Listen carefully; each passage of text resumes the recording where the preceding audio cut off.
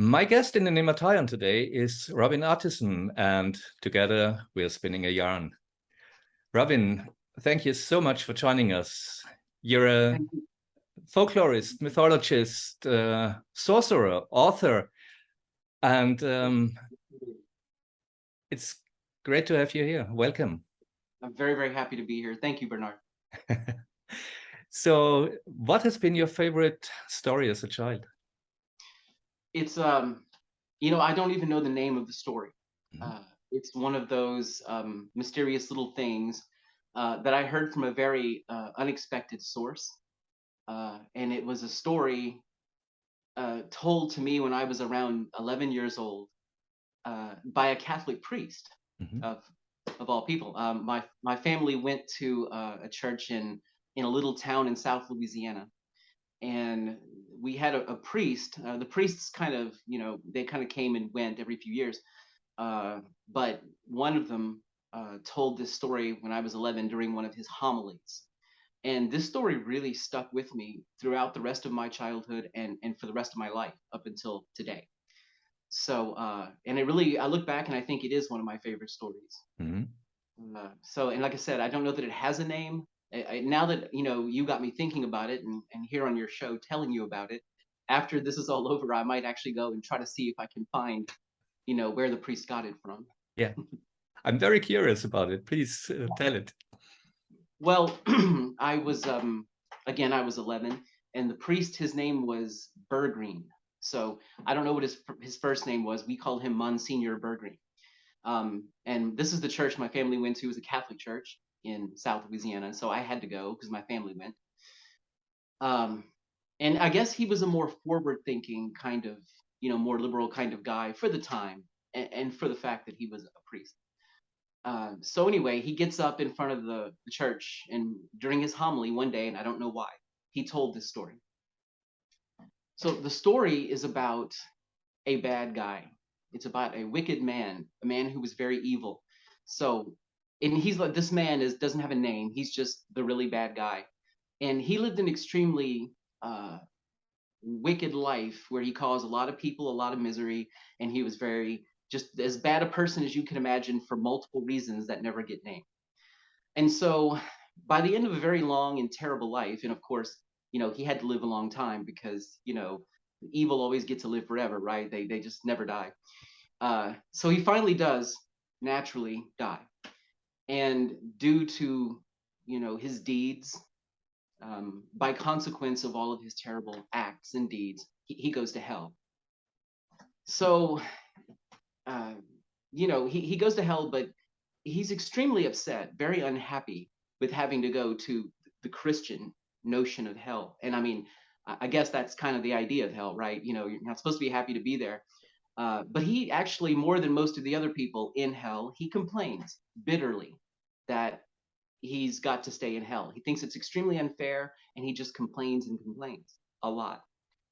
And if the Christian hell were like a real place, you would think that complaining would be a fairly ordinary occurrence. I'm sure a lot of people don't want to be there, but for some reason, his complaining is especially annoying or especially bad enough to get the attention of God. And God, who sees everything and hears everything, uh, finally has to kind of come down from on high and have a conversation with this man because he just can't stand how much this guy is complaining about how unfair it is that he's in hell. So he goes to this guy and he talks to him.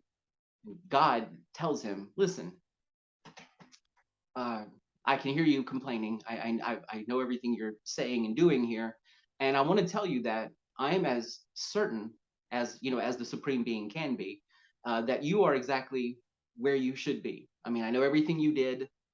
I know all the things you did in life, and this hell is your just portion. This is where you should be. It's your the just deserts of your many wicked deeds." And the man tells God, "No, no, that's not right. I wasn't all bad. I did good things too. There were, I wasn't just I'm not just a one trick pony. There were some good things about me as well." And so God says, "All right, this is what I'll do for you. If you can tell me one good thing that you did, I'll see what I can do about helping you out here. Okay. So the man says, all right, okay, you just give me a minute. And the guy starts thinking, racking his mind, of course, to try to figure out, his good thing. And he thinks and he thinks, and finally he comes back to God and he says, I got it. Okay. A long time ago, when I was a child, I was playing in the forest, as children do. And I was running around and I saw on the ground not far from me a spider. And it was this kind of big brown spider sitting there, I guess as spiders do. And I ran over to it, and I my first thought was, I'm gonna crush this spider. I'm gonna stomp it. I'm gonna just kill the spider.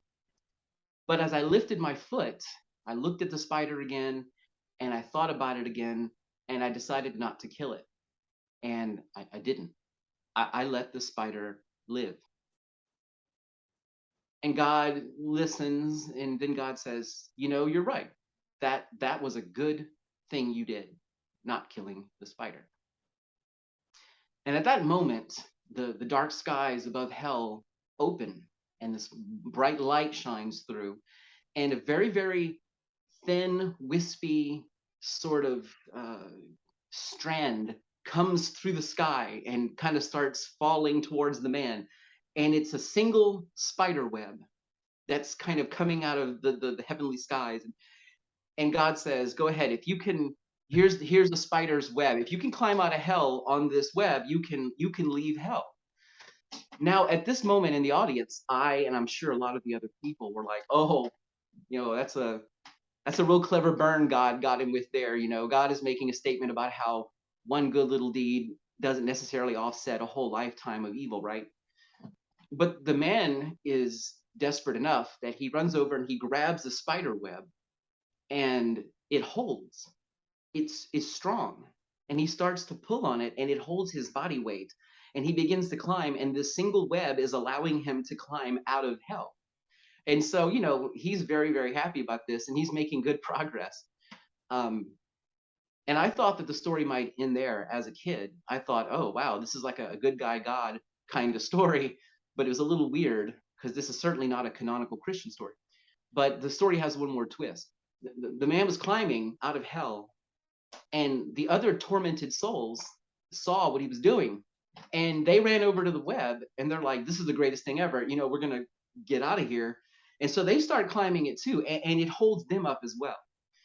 And our wicked man looks back, and he sees that these other people are getting out, or they're on his web. And he gets very angry, and he starts shouting at them, get off my web. What are you doing? This is my web. Don't climb up here. And he tries to kick at someone, And anyway, at that moment, the web snaps, and he falls back into hell, and with the rest of the people as well. And that's the end of the story. That's where the story ended. Wow. Yeah, well, That's I thought it was a very strange story to hear from the podium of a Catholic church, because it's certainly, in my mind at least, not originally a Christian story. There's too much strange material in there. Yeah, it plays on the mythology of trying to get out of the underworld, like Orpheus or Lot, and Lot's wife, and so on. So, and you can't turn back, and so on. We recognize these elements, and they are definitely pre-Christian. Well, I mean, certainly, the very notion that a person might bargain with the supreme being to get out of hell once you've been sent there, stuff like that. In the Christian mind, I kind of get the feeling once you're in hell, it's pretty much done. But this guy is able to sort of try to cut a deal with a God who's willing to give him a second chance, which is weird. Not. Yeah, absolutely. That's the story. That's the story, and it really affected me. Yeah, in what ways? Well, it took me years, I think, to really get the stories, the meaning, I guess, that I feel like it has. When I was 11, I just thought it was really strange, a good story, but really weird that Monsignor Bergreen would tell the story. But as I pondered it, and I chewed on it for many years, and as I pondered the story, I I began to realize that for me, two really important messages emerged from the story. First, and again, that idea of, like I said, there's some quasi not Christian stuff in here, has to do with the fact that God really praised him for not killing a spider. You know, this non-human animal's life was kind of valuable enough to even maybe get this guy out of hell when he's for sparing the creature. You know, that the animal's life had some meaning in the story. That was very important. But for me, the two things I took away from the story were that the act of the good thing this man did might look like a small good thing to a lot of people. Oh, he just didn't kill a spider, you know. And so, okay, that's cool, you know, don't crush spiders. Yeah, but was it really that good? But in the story, that act of compassion on his part, that act of kindness, was powerful enough in eternity to even lift him out of perdition, you know, to take him out of hell. You know, so I thought that the story was saying, don't give people a hard time, you know, for the little acts of kindness they do, or don't think that if you do a small good thing or a small act of compassion that it's really necessarily small. Little acts of kindness or goodness can have a great impact, a huge impact, right? That we can't ever see for some reason, or we can't comprehend. For some reason, God himself in the story thought that not killing that spider was a powerful enough of a good act to maybe even get this guy out of hell. But I guess that the opposite thing would be true for acts of cruelty or bad things. You know, we might think, oh, that's just a small little bad thing I did, or a small little cruel thing I did. But in a way that we don't understand, a small cruel act could actually have very large, you know, outsized impact, right? Um, and I think that was, you know, that really stuck with me. You know that that this whole notion that little things can really be big things in ways we don't understand, and that there's never a such thing as a bad time to be compassionate. You know, the That's second yeah, thing was the great. second thing the second thing was that when he was pulling himself out, as you know, he was going to make it out of hell, but until he got really upset about other people using his web. And to me, I think that was the louder of the two messages. You know, it's like if you do something good or you do something just really positive and you get a lot of benefit from it, you know, you can't ever imagine that that benefit is just for you. You know, it's like the real reason, I think the story is saying that the real reason the man was in hell to begin with wasn't necessarily because he did a sequence of wicked acts in his life. He was there because he was selfish. You know, it was his selfishness that puts him back into hell. It's his selfishness that kind of damns him in the end. And if I were to do something good and I were to discover that it had a lot of positive impact for me, I think you know, we're meant to share that with other people. It can't be just for us. And if we try to take the good that we've done and we try to keep all the benefit for just ourselves and we don't want to share it with others, you know, we're not worthy of that good, or we're not worthy of that, you know, the benefits of that ultimately. I think the story is saying that we're not supposed to be selfish beings, that it's selfishness is against the way we really exist, and our moral best good is when we help others. The man should have really allowed those people to use his web to get out of hell too. You know, I mean, it was right and even more amazing that his act of compassion could have lifted him out of hell, but also other people. You know, and so yeah, these are the two lessons that I kind of took away, and it really has impacted the way I think, like at a spiritual and ecological level. Yeah, yeah, that's so beautiful. I mean, that's how I understand magic as well. I mean, it can be just one ritual that can change the course of destiny, and we don't do it for ourselves alone. We always have to have community in mind. That's really that's really good.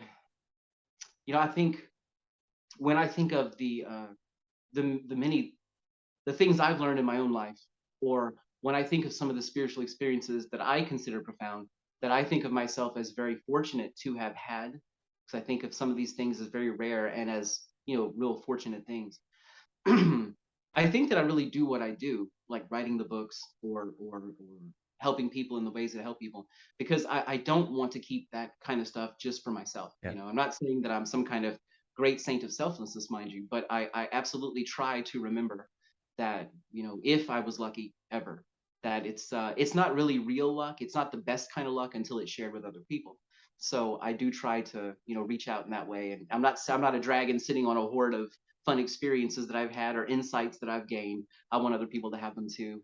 Just like, I think, I praise other people who share in the same way, because it just makes the world better. Definitely. And today you shared your story with us. Thank you so much, Robin. It's wow, I'm really touched. Well, thank you. It's that story's been with me and it stays with me, and I was really glad for the opportunity to share it. I hope other people, get something out of it. I'm sure of it. Your website, robinartisson.com, is linked in the show notes. There you can find Robin's books and work. And yeah, I'm honored to have you had in my conversation about stories. Robin, thank you so much. Thank you very much, Bernard. It's Look great. forward to speak again soon. Yes, please. Bye. The world is Bye-bye. magic.